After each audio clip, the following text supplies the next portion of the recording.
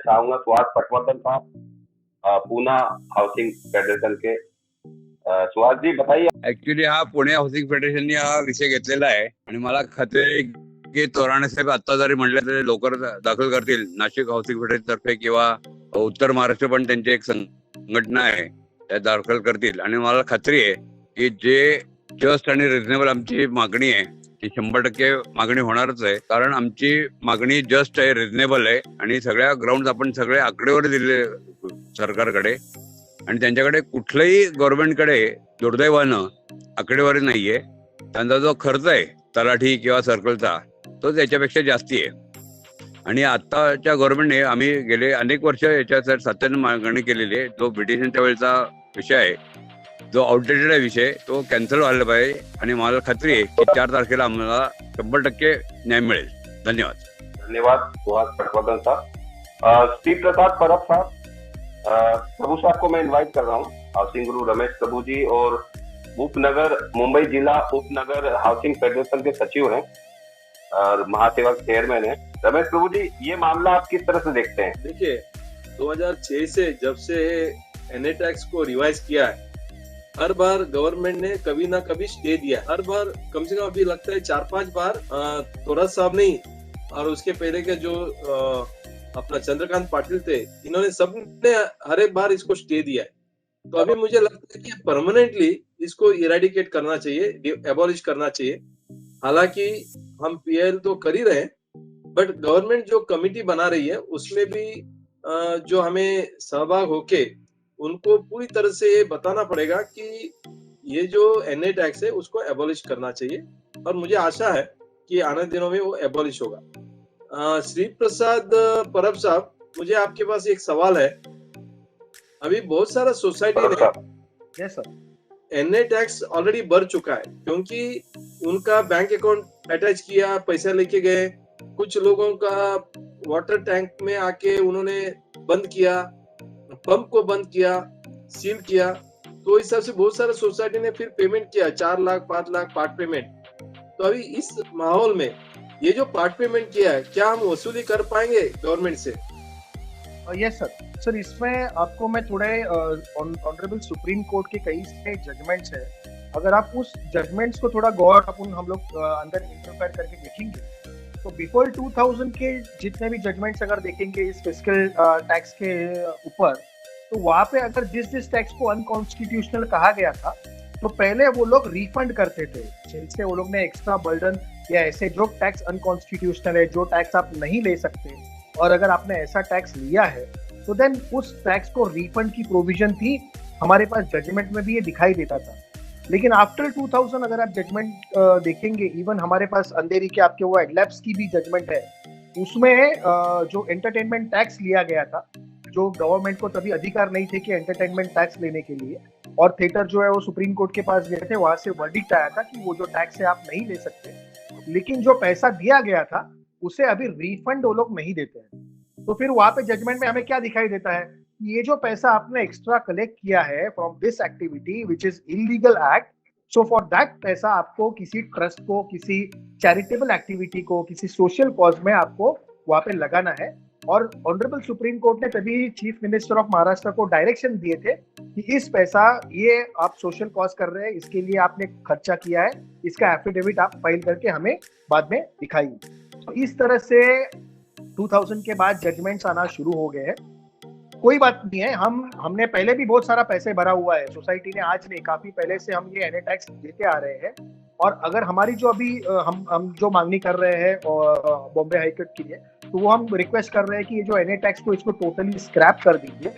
जिन्होंने भरा है, जिनके ऊपर एक्शंस ली गई है, अभी ये हमारे इंटरिम प्रेयर्स में आ जाए। जैसे पहले हमारे इंटरिम प्रेयर्स थे कि आप इमीडिएटली ये जो एक्शन है वो आप स्टॉप करवा दीजिए।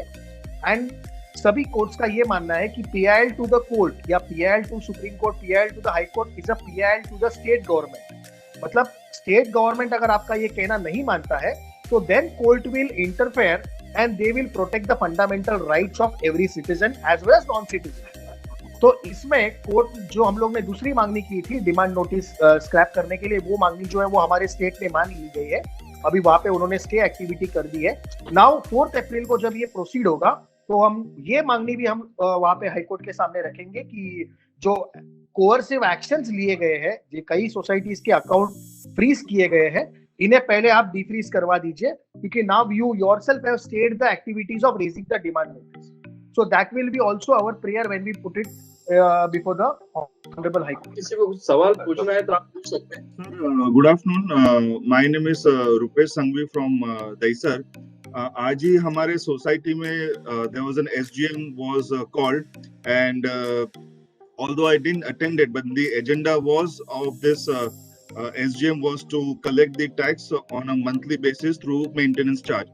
So if any society member wants to refrain and he doesn't want to pay, so how can we oppose, and how can we not pay even though in SGM it has been decided to pay? Sir, now they have already stated if you have not paid the amount to the state, then you should not pay any amount till the final verdict of this case, because we have already gone to the Bombay High Court and we have requested them to scrap this NA tax. So, and even the state has now stayed the raising of the demand notice. So now they will not go and do any coercive action against the society. So what we can suggest you is, right now you do not proceed for paying of this NA tax. Wait for the verdict and let the final verdict be out. Then you can take your decision. Okay. मैं थोड़ा सा रुपेश जी आपको ये बताना चाहूंगा. देखिए, दो decision है. एक तो सोसाइटी अपना जनरल बॉडी में निर्णय लेती है, इन इंस्टॉलमेंट हम एनए टैक्स कलेक्ट करेंगे. अभी as a member you are bound by the decision of the general body. तो if you don't pay, the general body also may decide to levy you interest at the rate of 21%. Correct. Because society may be taking a decision not to pay it because right now there is a stay. अभी हमें पता नहीं है, stay उठने के बाद एक committee बैठाने के बाद हो सकता है जो 0.05% है वो हो सकता है 0.202% या 0.03 हो सकता है. Correct. Because when I discussed with the honorable industry minister Subhash Desai, you may be knowing, because we as an federation represented to Subhash Desai. He said, Mr. Prabhu, this NA tax was there from the very beginning. Now in 2016 we have revised it.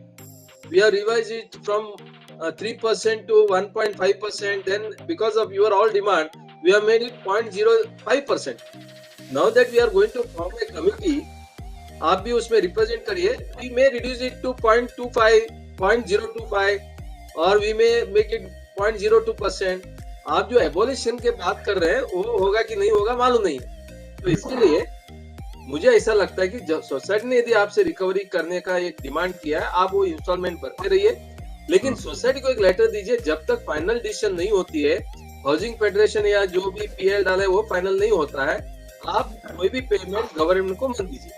This is the suggestion that you can give, but I still recommend that you should continue to pay the society's maintenance. Okay, I got your reply. Thank you, sir. परब साहब, मैं जानना चाहूंगा, जैसे कि पहले जैसे political जो प्रेशर पड़ रहा है हाउसिंग फेडरेशन और लोगों की तरफ से तो प्रेशर पड़ रहा है, लेकिन पॉलिटिकल भी बड़ा प्रेशर पड़ रहा है. तो जैसे भाई जगताप मुंबई कांग्रेस का अध्यक्ष हैं, मतलब कांग्रेस यहाँ का एक चेहरा है महाराष्ट्र मुंबई का, तो उन्होंने एक मेमोरेंडम दिया स्ट्रिक्टली कि ये रद्द होना चाहिए, स्क्रैप होना चाहिए, और बाला साहब थोरात ने उसके लिए रिव्यू किया है उनके ऑफिसर्स को कि ये इस पर रिव्यू करो, देन आप बताइए. एक ये फिर आशीष शेलार साहब और अपने अमित साटम ने विधानसभा में सवाल उठाया, बाला साहब थोरात ने तुरंत रिएक्ट करते हुए उसको जो नोटिस जारी किए थे वो स्टे किया उससे. तो शिवसेना हो या मतलब कांग्रेस हो या बीजेपी हो, सत्ता पक्ष हो विपक्ष हो, अपोज हर जगह से, पॉलिटिकल प्रेशर से, पब्लिक प्रेशर है. और फ्यूचर अभी डिसाइड होगा नजदीकी, मुझे लग रहा है 4 अप्रैल के बाद ही अगले महीने अप्रैल में कुछ अच्छी न्यूज आने की संभावना. क्या कहेंगे इस बार? सर ये हम लोग अगर उनको जाके समझा पाए, क्योंकि ऑलरेडी हमने भी काफी सारे स्टेट फेडरेशन ने काफी सारे मीटिंग्स किए हैं. अभी हम अगले हफ्ते में हम भी ट्राई कर रहे हैं कि आदित्य ठाकरे सर के साथ में मीटिंग हो, या उप मुख्यमंत्री जो हमारे अजित पवार सर है उनके साथ में भी हम मीटिंग ट्राई कर रहे हैं, और इनको हम लोग कन्विंस करने की कोशिश कर रहे हैं जैसा कि अभी अभी रमेश सर को सुभाष देसाई सर ने कहा था कि जो है वो कम हो सकता है, लेकिन अबॉलिश के लिए हम लोग सोचेंगे। तो हम ये उनको जस्टिफाई करने की हम प्रयास कर रहे हैं कि ये कन्वर्जन जो है, ये लैंड कन्वर्जन आपने किया है, और हम ये नहीं कहते कि नॉन एग्रीकल्चरल टैक्स आप पूरा महाराष्ट्र में अबॉलिश कीजिए।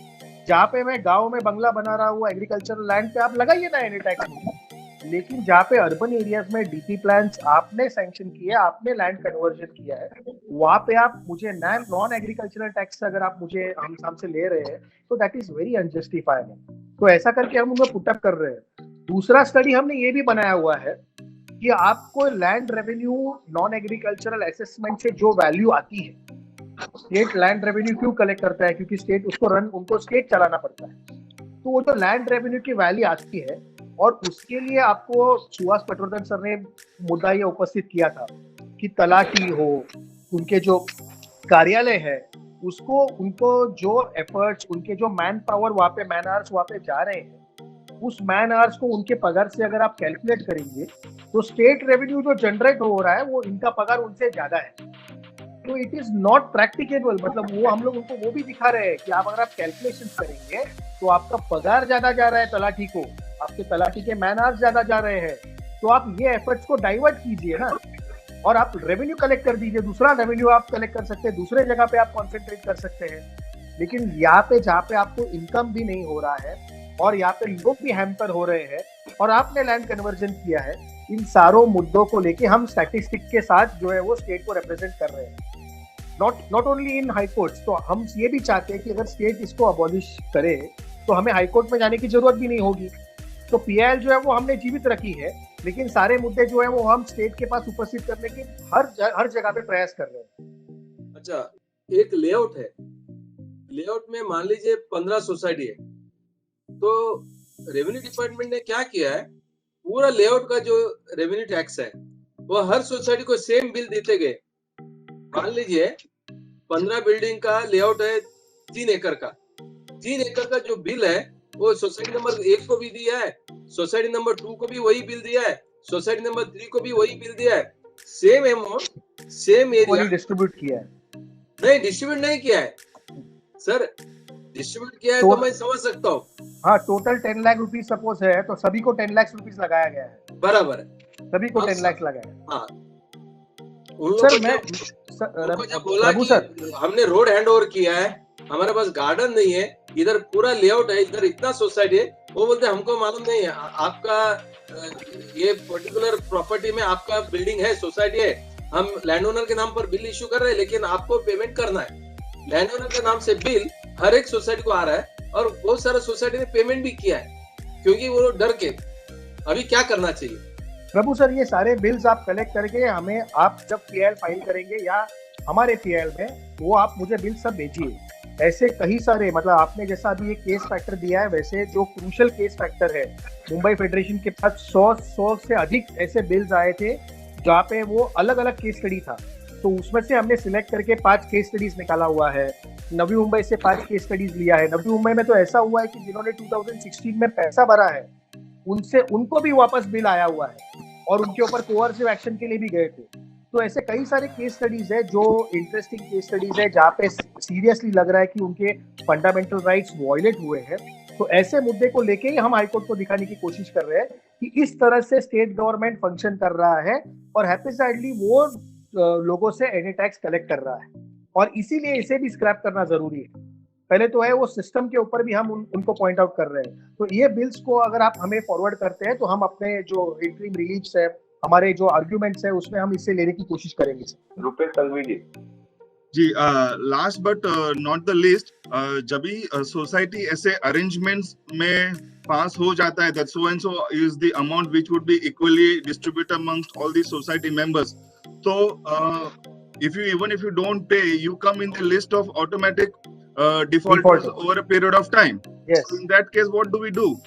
So that's the reason why Ramesh Prabhu sir told you कि आपको अगर स्पेशल जनरल बॉडी मीटिंग में अप्रूवल हुआ है, then at least you pay your dues to the society regularly, but give a letter to the society stating that कि आप either next special general body meeting में इसे रद्द कर दीजिए, और आप वेट करिए आगे जब तक ये वर्डिक्ट नहीं आता। ऐसे दोनों ऑप्शंस आपको पहले रमेश प्रभु सर ने दिए थे.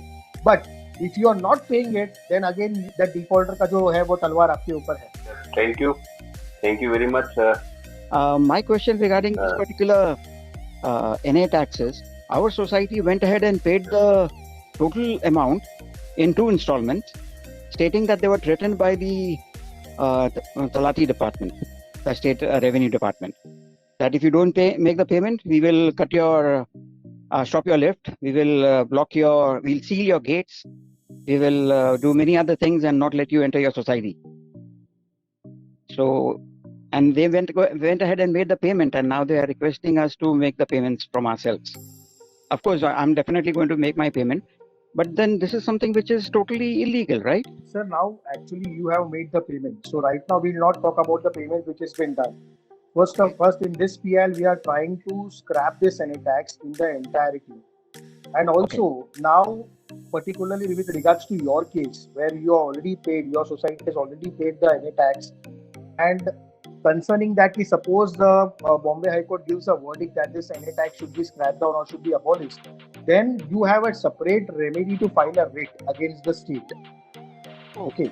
So that remedy we will talk later, because right now we are taking your topic also in this PI, but we don't know what will be the verdict of this Honorable Bombay High Court. So we'll wait for the verdict. Then henceforth we have some remedies in the law. We will exercise that, execute that remedies, and we'll look into the matter that you will also get the justice. Thank you very much.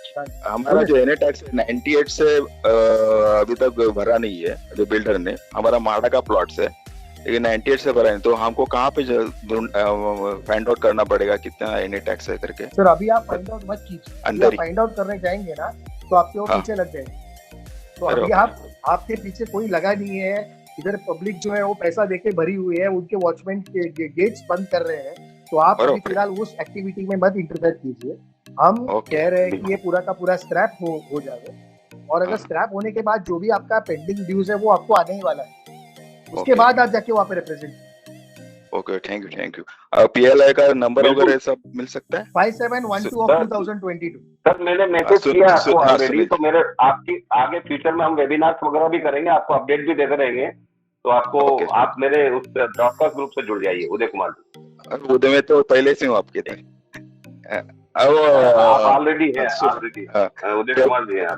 प्रभू साहेब से पूछना है थोडा. प्रभू साहेब है. बोलिए. जे आमची आता AGM आहे 31 ला, 31 मार्चला, आणि ते पण ऑनलाईन आहे. तर आम्ही पुढच्या आठवड्यात ते पोस्टपोन करू शकतो का? ऑन त्या 31च्या जेव्हा मीटिंग होईल ऑनलाईन, ते आम्ही पुढच्या आठवड्यात पोस्टपोन करू शकतो का फिजिकल? नाही, तुम्हाला ते मीटिंग घ्यावं लागेल. घेऊन त्याच्यानंतर तुम्ही 8 दिवसानंतर त्याला एडजस्टमेंट करता येईल. 1 महिन्याच्या आत तुम्ही मीटिंग घेऊ शकता. पण तुम्हाला एक मीटिंग कमीत कमी अध्यक्षाला नियुक्ती करणे, त्याच्यानंतर तुम्ही मागच्या वर्षाचं मिनिट्स अप्रूव्ह करून घेणे, आणि त्याच्यानंतर म्हणायचं वेळ संपवल्यामुळे किंवा नेटवर्कचा इश्यू असल्यामुळे आपण असं निर्णय घेतो की ह्याला नवीन एक 8 दिवस किंवा 15 दिवस नोटीस देऊन आपण मीटिंग घेणार आहोत. असं तुम्हाला मीटिंग नोटीस देणार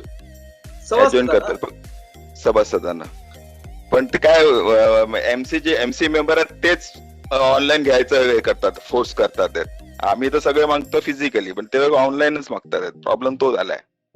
एमसी आम्ही काय करायचं महेशनी? असं सध्या जे आहे, सध्या ऑनलाईन किंवा फिजिकल दोन्ही अलाउड आहे. ऑनलाईन अजून थांबवलेला नाहीये. फिजिकलच घ्या असं आदेश आलेला नाहीये. तर म्हणून ते कमिटीवर दोन्ही निर्बळ आहे. सोसायटीला एजंट करायचं असेल तर ते करू शकतील, कमिटीला एजंट करायचं असेल तर ते करू शकतील. समजा त्यांनी ऑनलाईन करायचंच ठरवलं, आपल्याकडे काही उपलब्ध नाहीये, आपण नंतर फिजिकल पाहिजे असेल, रजिस्टरला पत्र लिहा, मोर दॅन 20% एकत्र येऊन, आणि register register meeting will meeting जो आहे तो फिजिकल मीटिंग कॉल करेल. तुम्ही एक महिन्याचा मुदत देऊन एसजीएम घ्यायला सांगा, आणि तो एसजीएम घेत नसेल तर रजिस्टरला कळव, तर रजिस्टर मीटिंग घेतील. 20% हे पाहिजे membership. 20% or more should give an application. Thank you sir, thank you. Thank you very much Uday Kumar ji. हमारे जो टॉपिक है रिलेशन से रिलेटेड हम ले रहे हैं, आप जुड़ते नहीं लगता, मुझे लग रहा है। आपके सवाल के ये जवाब भी लेंगे आज एनएटेक से रिलेटेड हमारा वेबिनार है। तो थैंक यू वेरी मच प्रभु साहब, आपका धन्यवाद। आपके होस्ट और दोस्त सुनील शर्मा को दीजिए इजाजत। नमस्कार।